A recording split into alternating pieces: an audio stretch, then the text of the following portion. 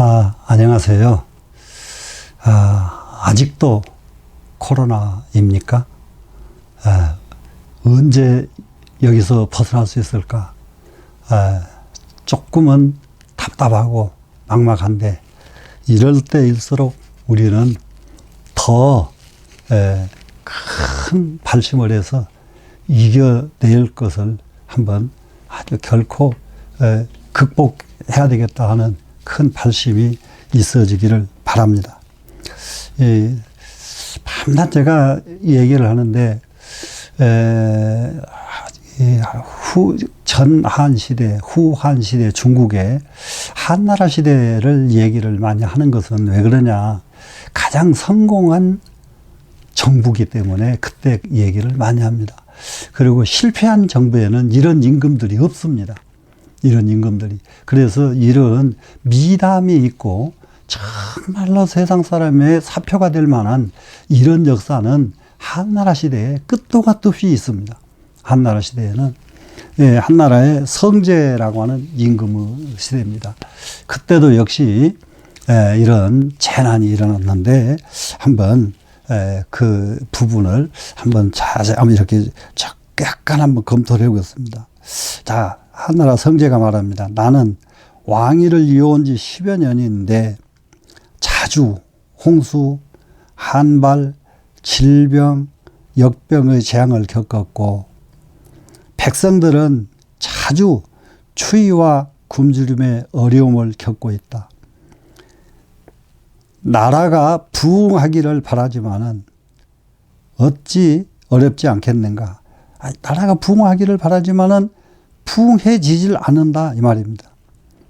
나는 앞서 백성들을 잘 거느리지 못해서 제왕의 도가 날로 무너지고 있다. 자기 잘못을 이렇게 한번 자세히 보십시오. 홍수가 일어납니다. 한발이 일어납니다. 또 질병이 일어납니다. 이게 누구 책임이에요? 임금 책임이 아니잖아요. 이것은 천재지변들입니다, 지금. 그런데 이 천재지변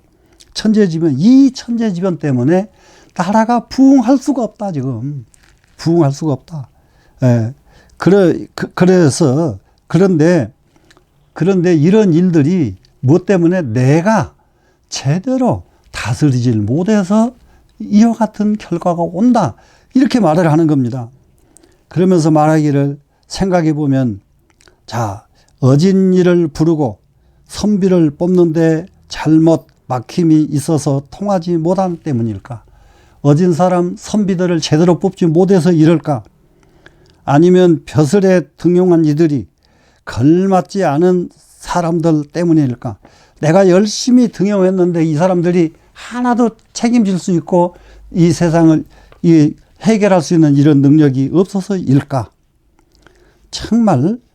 정말로 혼후한 바탕 위에서 의리를 행하고 고든 말을 할 수 있는 신하를 청거해서 이렇게 해요. 정말로 훌륭한 바탕을 가지고 의리를 실천에 옮기고 고든 말을 할 수 있는 신하를 천거해서 간절한 말과 아름다운 계책으로 내가 미치지 못한 바를 일깨워 주기를 바라노라. 이렇게 합니다.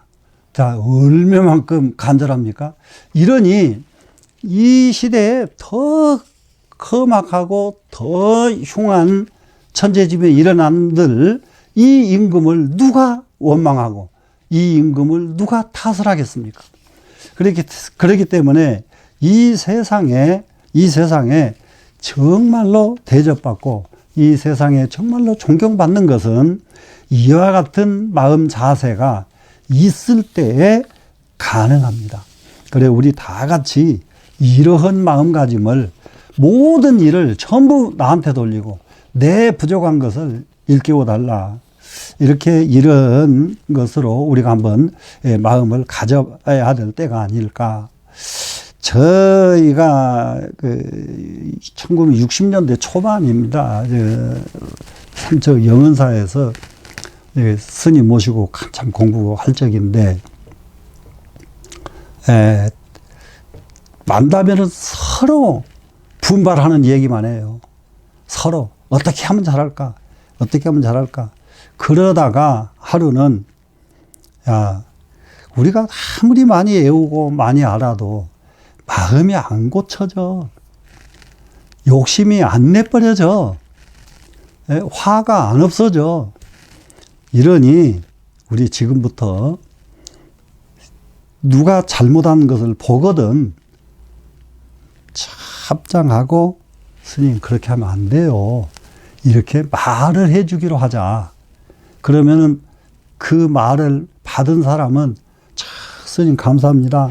이 받고 바로 그때 고치기로 하자. 이렇게 약속을 해서 이게 수행을 합니다. 수행을 하면은 이게 걸음 걷는 것이 삐딱하면은 스님 죄송합니다. 합장을 하고 스님 그 걸음걸이 삐뚤어졌어요. 그리고 아이고 죄송합니다. 이게요 한 몇 달간 너무 잘 갔어요. 너무 잘 가가지고 진짜 수행 도량 갖고요 정말 신선 사는 동네 같았습니다. 그런데 이게 참 어려운 것이 그 중에 스님 한 분이 지적을 제일 많이 받는 스님이 한 분 계셔요. 처음에는 죄송합니다. 감사합니다. 이라던 스님이 나중에 조금 지나가니까 왜 나만 갖고 그래요? 딱 이러기 시작하는 거예요. 이러니까 전부 놀랬죠. 그렇게 지적을 해주면 너무 고마워 했는데 뜻하듯이 왜 나만 가지고 일하느냐고 이러니까 전 대중이 다 놀랬죠. 다 놀렸는데 그러다 보니까 그 뒤로 유야무야 하고 없어져 버리더라고요. 그래서 그때에 저희들이 똑같이 나이가 비슷비슷하고 조금 선후배들이 차이가 있어서 끌고 가는 스님이 안 계신 바람에 깨지고 말았습니다. 만약에 조금 자기 차이가 좀 많은 분이 계셨더라면은 그것을 넘기고 그 수행을 계속 이어갔더라면은 정말로 거기서 굉장한 인격을 다듬어진 사람들이 많이 나왔을 텐데 지금도 그게 아쉬움으로 있습니다. 우리 젊은 스님들은 한 군데 어디 모여 사는 곳이 계시거든. 그런 곳에서 서로 그런 방법 한번 써봤으면 참 좋겠고 또 우리 불자님 여러분들도 역시 서로 함께 내가 잘못한 거 서로 지적을 하고 말을 해주면 정말로 고맙다고 받아들이고 이런 마음을 갖는다고 하면은 그런다면은 경으로 공부하고 앉아서 염불로 공부를 하고 참선으로 공부한 것보다도 훨씬 빨리 내가 향상될 수가 있을 것입니다.